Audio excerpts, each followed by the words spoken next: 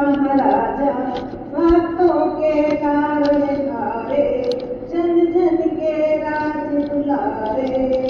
ऐसे तो हमारे गुरुवर हैं, चरणों में वंदन है। ऐसे तो हमारे गुरुवर हैं, चरणों में। देखिए, वो पूज्य प्रवर्तक गुरुदेव श्री रूपचंद जी महाराज साहब, जो शेरे राजस्थान कहलाए, अहिंसा दिवाकर भी कहलाए, प्रज्ञा पुरुषोत्तम भी कहलाए, ये सारी विशेषताओं से जो वो अलंकृत हुए, इसका मतलब है कि उन्होंने समाज को, जिन शासन को अपना तन मन समर्पित किया, जीवन का कण कण उन्होंने परोपकार के लिए, समाज कल्याण के लिए और श्रमण संघ की एकता के लिए उन्होंने सर्वस्व न्यौछावर किया। क्योंकि जब उनके गुरुदेव पूज्य मोतीलाल जी महाराज साहब का देवलोक गमन हुआ था, बहुत दीक्षा पर्याय कम था और उन्होंने पूज्य मरुधर केसरी गुरुदेव श्री मिश्रीमल जी महाराज साहब से वचन लिया था कि इस शिष्य को आप घड़ना, भविष्य के लिए तैयार करना। एक होनहार शिष्य है। तो पूज्य गुरुदेव समन सूर्य मरुधर केसरी श्री मिश्रीमल जी महाराज साहब ने पूज्य मोतीलाल जी महाराज साहब को वचन दिया और उस वचन का उन्होंने जीवन पर्यंत पालन किया। चाहे कैसी भी परिस्थिति आई, चाहे कोई भी कारण बने हों, लेकिन उन मरुधर केसरी जी महाराज साहब ने अपने वचन को, कि प्राण जाए पर वचन ना जाए, लेकिन जो वचन दिया उसका पालन किया। और पूज्य रूपचंद जी महाराज साहब ने भी उन मरुधर केसरी जी महाराज साहब, जो उनके काका गुरु हुए, क्योंकि ये दो दोहे जो बोले जाते हैं, जहाँ से परंपराएं अलग हुई, परंपराएं तो क्या अलग हुई, गुरु परंपरा अलग हुई। ये दोनों दोहे जो हैं वो समझ में आते हैं। पहला बोला जाता है, रघुपति टोडर इंद्रसी भोपत गिरधर चंद, धर्म मान बुद्ध मिश्री मणि, सुकन सधा आनंद, सुकन सुधा आनंद। यानी कि यहाँ पर रघुपति टोडर, यहाँ तक तो कॉमन है, यह रघुनाथ गच्छ ही है दोनों में। और उधर बोला जाता है, रघुपति टोडर भैरुगणी, लिखमी चंद दयाल, फौज संतोष चंदन मुनि, मुक्ता रूप रसाल। यानी कि टोडरमल जी महाराज साहब के बाद पहले रघुनाथ गच्छ में रघुपति जी महाराज साहब हुए, श्रमण कुल तिलक, आचार्य सम्राट पूज्य रघुनाथ जी महाराज साहब, घोर तपस्वी, जीवन पर्यंत 5-5 की तपस्या से पारणा करने वाले। ये रघुनाथ गच्छ के अंदर टोडरमल जी महाराज साहब के बाद, टोडरमल जी महाराज साहब के एक इंद्रचंद जी महाराज साहब, एक भैरुगणी जी महाराज साहब, यहाँ से ये दो श्रृंखलाएं बन गई। और एक जो है वो मरुधर केसरी जी महाराज साहब, सुकन मुनि जी महाराज साहब, अमृत मुनि जी महाराज साहब आदि तक चल रही है। और दूसरी चली संतोष चंद जी महाराज साहब, चंदन मुनि जी महाराज साहब, मोतीलाल जी महाराज साहब और रूपचंद जी महाराज साहब, और इसके आगे की। तो मूल एक ही है कि ये रघुनाथ गच्छ के, ये होनहार दधिप्यमान नक्षत्र। और जो मरुधर केसरी जी महाराज साहब ने मोतीलाल जी महाराज साहब को वचन दिया था, और उधर रूपचंद जी महाराज साहब ने अपने काका गुरु मरुधर केसरी मिश्रीमल जी महाराज साहब के प्रति उन्होंने अपनी समस्त जो अर्जित ऊर्जा है तप के द्वारा, ध्यान के द्वारा, ज्ञान के द्वारा वो जितने भी ऊर्जा उन्होंने संग्रहित की, वो उन्होंने दृढ़ संकल्प के आधार पर गांव-गांव जाकर, ढाणे-ढाणे में जाकर उन मरुधर केसरी जी के नाम का ध्वज ऊंचा ही ऐसे थे कि जो भी उनकी छत्र छाया में आता था, जो भी उनकी छत्र छाया में आता, जो भी समर्पण भाव से आता, जो भी अपना दुख दुखड़ा लेकर आता, उसको प्रसन्न करके भेजते थे, उसकी मुराद पूरी हो जाया करती थी। अंत में मैं 4 लाइनें कहूंगी कि दीर्घ आयु, दीर्घ संयमी, दीर्घ दृष्टि आप थे। संक्षेप में गुरु ने मैया का सिग्नल आ रहा है कि बस अब बहुत है। दीर्घ आयु, दीर्घ संयमी, दीर्घ दृष्टि आप थे। सहनशीलता, सौम्यता की प्रतिमूर्ति आप थे। गुणों का भंडार थे, भक्तों का आधार थे। गुणों का भंडार थे, भक्तों का आधार थे। हर पल हर क्षण आपका सुमिरण करूं, सेवा संयम स्वाध्याय से नाम खूब रोशन करूं, कृपा शीश सदा बरसाना गुरुवर, और पथ घटकों को सदराह दिखाना गुरुवर। विक्रम को आप सुन रहे। विक्रम दृढ़ संकल्प का धनी था। माता ने कहा मैं कैसे तेरा बचाव करूं, पर पुत्र ने कहा मैं सत्य पर चलता हूं, इसलिए मेरा बाल विवाह का हो नहीं सकता है। पूरा दिन तो आमोद प्रमोद में व्यतीत हो गया। मिलन में दिवस गयो है बीत, छिप्यो है जाकर महल पुनीत। रयण में दीपक तल सुविनीत, जोवे असुर तणी वो बाट, असी कर में छतीर।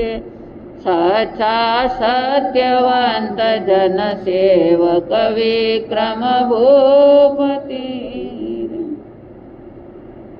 पूरा दिन तो आमोद प्रमोद मिलने जुलने में रह गया। सबसे मिले। 12 वर्षों से जो आए, हर इंसान उनसे मिलना चाहता था, सबसे मिले।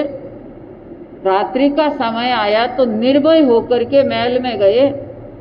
ये नहीं कि 98 भाई जिस शैया पर रात में सोते काल कवलित हो जाते तो मेरा क्या हाल होगा, ऐसा विचार जिसके मन में नहीं था। दृढ़ संकल्प था।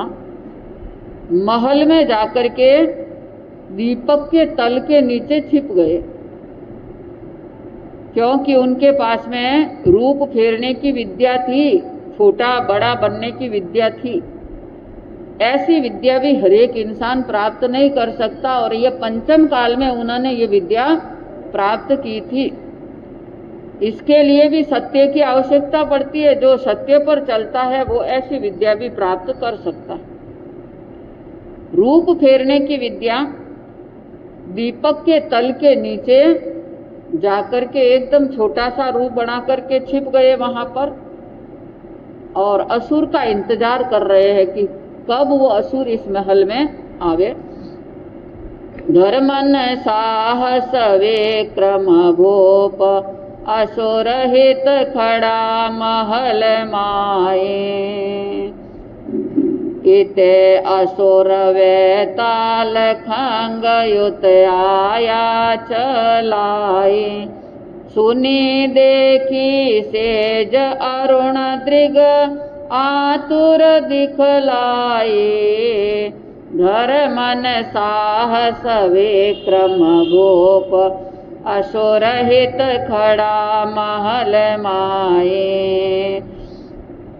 कहाँ गया वह धूर्त भाग के, सो दो छिन माए।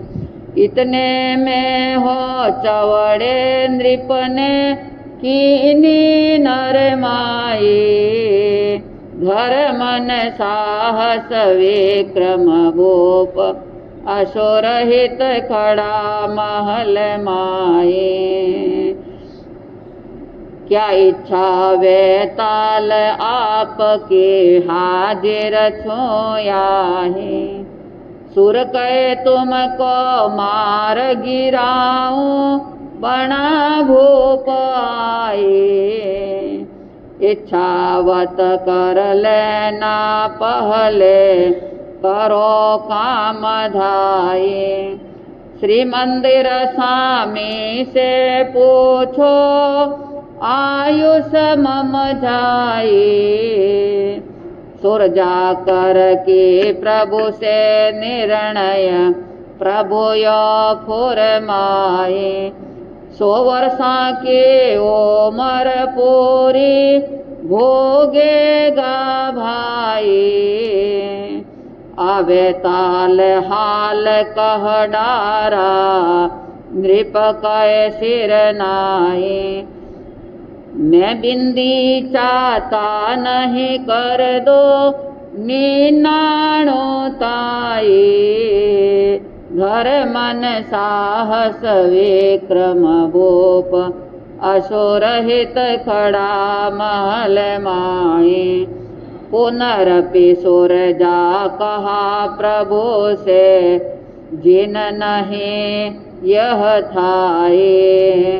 पूर्ण 100 वर्षा में किंचित घटत बढ़त नाही। विक्रम से वैताल सुना दे वो नृप हरसाए। कहे वीर से जाघर सीधा तज के अकड़ाए। कोपानल वैताल हो लियो खंग को उठाए।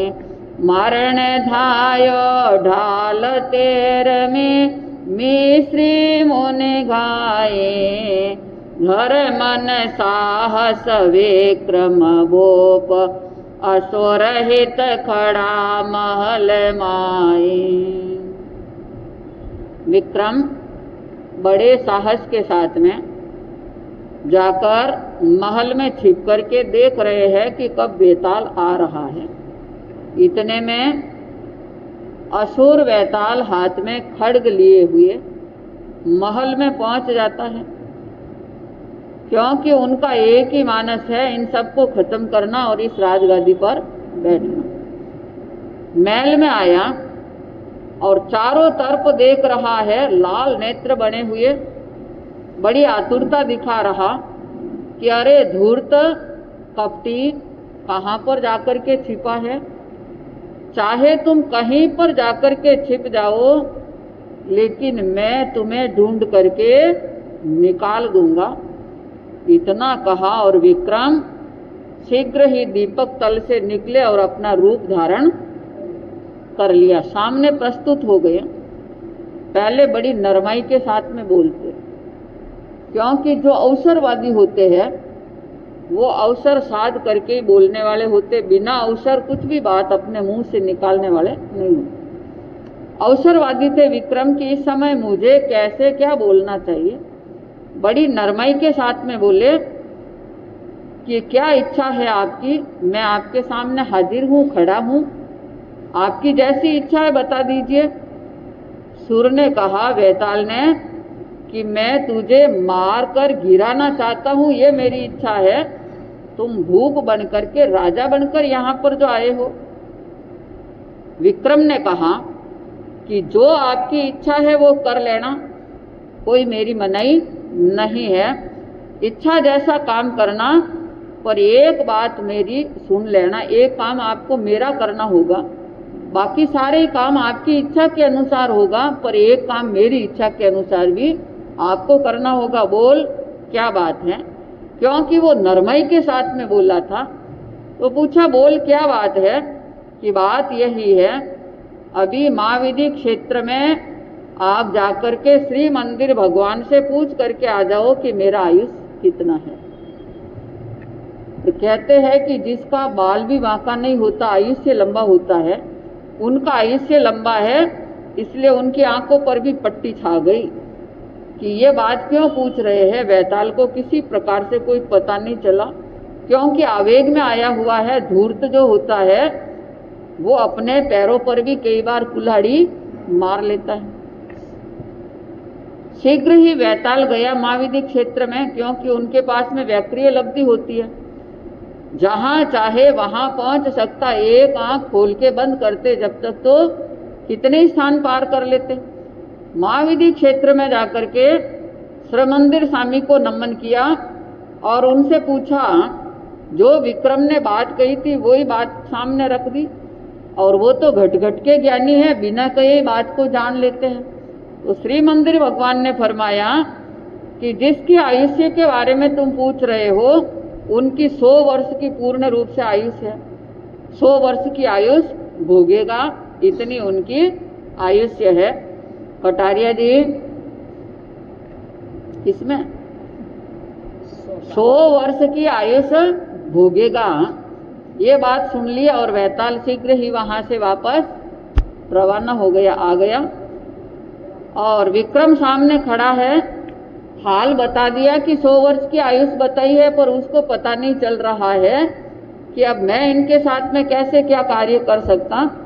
तो विक्रम ने और अपने मन का संशय मेटने के लिए बड़ी विनम्रता के साथ में बोला कि इतना बड़ा काम आपने कर दिया है मेरे लिए, एक थोड़ा सा काम और कर लीजिए। छोटा सा काम है कि आप श्रीमंदिर स्वामी से जाकर के निवेदन कीजिए, क्योंकि मेरी अंतिम इच्छा ऐसी है कि ये मैं बिंदी नहीं चाहता हूँ। 100 वर्ष की जो उम्र कही उसमें बिंदी लगी हुई है, ये मैं बिंदी नहीं चाहता।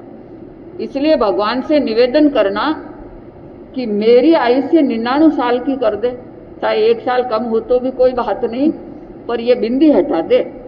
इसमें बहुत बड़ा गहन रहस्य छिपा हुआ था, पर वैताल उस रहस्य को समझ नहीं पाया। शीघ्र ही गया महाविधि क्षेत्र में और श्रीमंदिर भगवान ने जान लिया कि ये किस कारण से आया।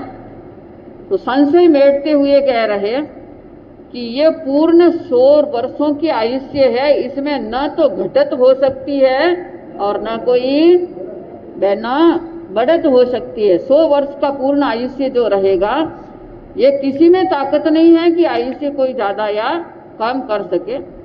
वैताल सीधा आ गया और विक्रम को श्रीमंदिर भगवान की बात बता दी कि इस तरह की बात कही है कि ये 99 नहीं हो सकता है, बिंदी चाहे तुम्हें पसंद है या नहीं है। बस इतनी बात सुनने के बाद में अब तो दृढ़ विश्वास हो गया है कि भगवान की वाणी तो कभी झूठी होने वाली है नहीं। वो सामने तलवार लेकर के खड्ग लेकर पहुंचे कि रे दुष्ट, तुमने कैसा कैसा अकृत कार्य किया है, और अब मन में हर्षित जो हो रहा है कि मैं अपना कार्य सिद्ध कर लूंगा। जाकर के सीधा अपने घर पर बैठ जा हे वीर, ये अकड़ाई तुम छोड़ दो, अपने आप में अपना रास्ता नाप लो। इतनी बात कहते ही वैताल एकदम कोप में आ गया है, क्योंकि जिसका विवेक नष्ट होता है वो सत्यवाद पर भी कोप में आ जाता है। इतने कोप में आ गया, इतना क्रोध में आ गया कि अपना भान भूल गया है। नीरज, नींद आ रही है? रास्ते की थकान? क्या सुना? कि बाबूजी वापस कह दो, सुन लेंगे। वही है ना कि यह तुम रास्ता नाप लो यहाँ से, पर यह बात सुनते क्रोध में आ गया है वैताल। और ऐसा क्रोध में आया कि वो खड्ग लेकर उनके सामने जो भाग रहा है कि मैं अभी तेरे को खत्म कर दूंगा, जिंदा मैं रखने वाला नहीं, मेरे सामने कोई टिक नहीं सकते हैं। वदे भूप पापिष्ट तू किया घोर अन्याय, भ्रात 98 मार के फूल रहा मन माय।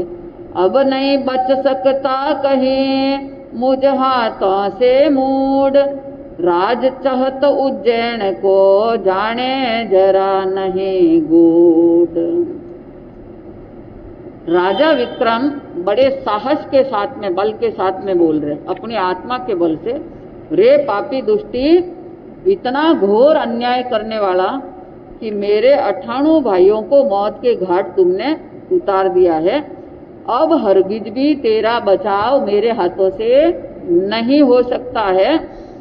मुझे मार करके उज्जैन के तख्त पर बैठना चाह रहा है, ये स्वप्न में भी काम तेरा होने वाला नहीं है। और अब युद्ध हो रहा उनके साथ में, और आज है मंगलवार। युद्ध का वर्णन मंगलवार के दिन किया जाता है। पूर्व में भी इसी कथानक में एक युद्ध का वर्णन तो आपने पहले सुन लिया, और अब ये दूसरे युद्ध का वर्णन, श्यामाचार्य के युद्ध का वर्णन सुना था, और अब बैताल और विक्रम का युद्ध जो हो रहा। वीर दोनों के नयन जो चमकते अंगार, गार्क हुए गे घोर युद्ध में मच्यो शोर अपार। विक्रम वदत अधिके बाण, विक्रम वदत अधिके बाण। शास्त्र धारा प्रबल घनवत, चपल चाले हाथ। हाक सुन कर नागरिक उत, दौड़ी दौड़ी के आत। विक्रम वदत अधिके बाण। जंग देखी रंग धर सब, करत जय जयकार। प्रबल वंश पवार परतिक, देव स्तंभन हार। विक्रम वदत अधिके बाण। त्वरित ओगो गगन तरणी, लखे लाखा लोग। धराशाये के धराजा, देव को बल जोग। विक्रम वदत अधिके बाण। चढ़ियो छाती आँख राती, वदे ताती बाण। बोल घाती क्यों न आती, शर्म तुझे बेभान। विक्रम वदत अधिके बाण। मार मुष्टि अरे दोस्ती, करो चकना चूर। हाथ जोड़ी कहे छोड़ो, भूप से तब सोर। विक्रम वदत अधिके बाण। रहूं हाजिर सदा खिदमत, गार तो चरणार। माफ कर मो नाथ बन कर, और जले और धार। विक्रम वदत अधिके बाण। वचन बंध कर दियो छोड़ी, पड़ियो नृप के पाय। चतुर्दश में ढाल में श्री, कहे पुण्य पासाय। विक्रम वदत अधिके बाण।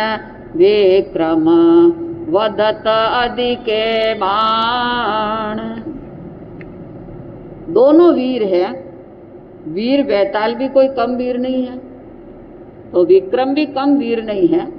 इतनी सूरवीरता के साथ में दोनों के आंखें अंगारों से चमकती जा रही है, और शस्त्रों की वर्षा होती जा रही है। युद्ध इतना जबरदस्त मच गया कि उनका शोर चारों तरफ फैल गया है। पूरी उज्जैन में, मालवा की राजधानी, और देवों तक जिनका शोर जो बढ़ता जा रहा है। शस्त्र धारा मानो कोई इंद्र की धारा बरस रही हो, मेघ की धारा बरसती है, वैसे दोनों के शस्त्र चलते जा रहे हैं।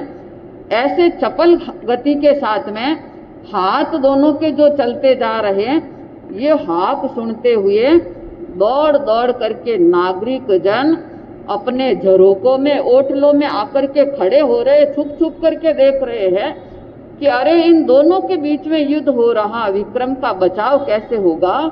सबके मन से दुआएं निकलती जा रही। वो जंग देखते देखते देवी देवता भी वहां पर पहुंच गए हैं देखने के लिए।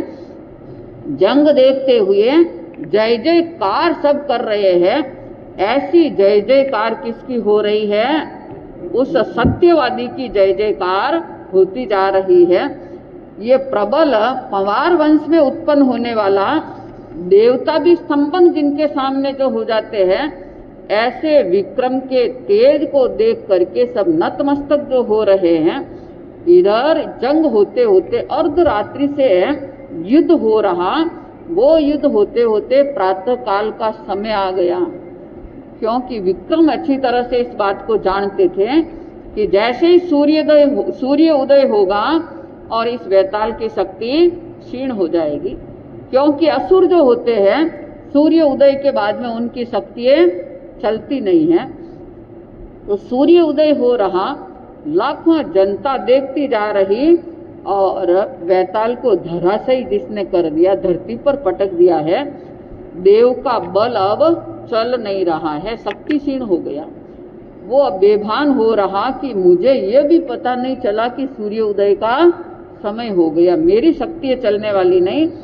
वो आंख लाल करते हुए वीरता के साथ में उनकी छाती पर पैर दे रहा है विक्रम कि अरे दुष्ट, आज तुम्हारा बचाव होने वाला नहीं है। कितना अनर्थ इस उज्जैन नगर में तुमने जो किया। मुष्टि मारने के लिए तैयार हो रहे और वैताल थरथर कांप रहा है कि अगर एक मुष्टि का प्रहार मेरे सीने पर हो गया तो मेरा तो यहीं पर प्राणांत जो हो जाएगा। वो शीघ्र ही हाथ जोड़ करके राजा से निवेदन कर रहा है, हे राजन, मैं हाथ जोड़कर आपकी खिदमत में, आपकी सेवा में तैयार हूँ, मुझे माफ कर दो। आपके चरणों का मैं चाकर जो बना हुआ हूँ, मुझे माफ कर दो। अगर युद्ध भूमि में कोई इस तरह की बात कह देते तो उसके साथ में फिर युद्ध नहीं किया जाता। ये भी युद्ध का नियम जो होता है, उस नियम के अनुसार सत्य पर वो चलने वाले हाजिर हो रहा चरणों में कि मैं आपके चरणों का दास बन करके रहूंगा। हे नाथ, आप मुझे माफ कर दे, मेरी अर्जी को स्वीकार कर लो। वचनबद्ध मैं हो रहा हूँ, आज से वचन दे रहा कि जिंदगी पर्यंत मैं आपकी सेवा में हाजिर रहूंगा, आपके साथ साथ में जो चलूंगा। इतना वचनबद्ध करने के बाद में फिर वो चरणों में गिर रहा है और राजा विक्रम ने विजेता प्राप्त कर ली। जय जयकार जो होती जा रही। सुनेंगे इस कथानक को और आप आगे कि सत्य पर चलने वाले विक्रम कैसे कैसे उत्कृष्ट कार्य करते हैं और विजेता प्राप्त होने पर उज्जैन नगर में, मालवा की राजधानी में किस तरह की खुशियाँ छाई हुई है, ये वर्णन समय पर आपके सामने रखेंगे। तो ये आत्मबल की बात, सत्य की बात जो थी, और आज अष्टम पुण्य स्मृति दिवस पर, छठा पुण्य स्मृति दिवस पर आपकी ओर से, हम सब की ओर से ऐसे महान संत पूज्य गुरुदेव रूपचंद जी महाराज साहब, जिनके चरणों में सत सत वंदन, नमन और श्रद्धा के सुमन समर्पण करते हुए कि वे जहाँ पर भी विराजमान है, संघ समाज पर और हम सब पर कृपा बरसती रहे और उसी मार्गदर्शन पर हम सभी चलते रहे। ऐसी हार्दिक मंगल भावना के साथ में